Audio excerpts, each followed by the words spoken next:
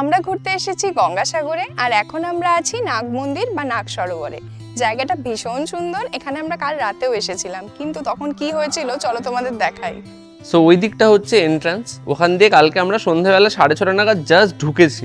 ঢুকে এই যে টেবিলগুলো রয়েছে ওইখান অবধি এসে বসতে পেরেছি। তারপর ওয়েদারটা প্রায় 1 থেকে 1.5 ঘন্টা এরকম হয়েছিল, মানে এরকম মানে দেখাচ্ছি কীরকম হয়েছিল। এই যে এই জায়গাটা দেখছো এখন দিনের বেলা, এবার এই জায়গাটার গতকাল রাতের ক্লিপিংটা দেখাই, তাহলে তোমরা কম্পেয়ার করে বুঝতে পারবে ব্যাপারটা যে এই জায়গাটাই সেটা।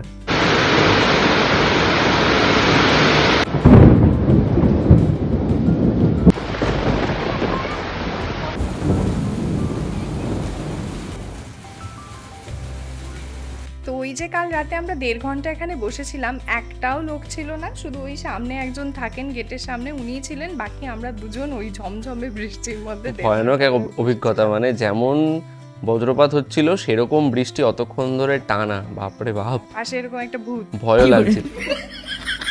এবং এই মন্দির চত্বরটায় এদিকটায় পেছনে পুরনো মন্দির আছে এবং ওদিকে আরও আছে। তবে এখানে একটা নতুন পোর্শন রেডি হচ্ছে, যেটা দেখতে পাচ্ছি কাজ অনেকটা এগিয়ে গেছে। খুব শিগগিরই এই পার্টগুলোও হয়ে যাবে, তাহলে সম্পূর্ণ জায়গাটা কিন্তু খুব সুন্দর।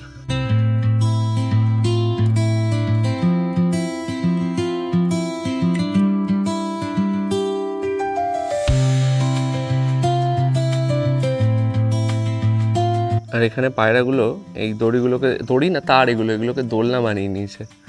অনেকক্ষণ ধরে ওরা এটা করছে, দোল খাচ্ছে।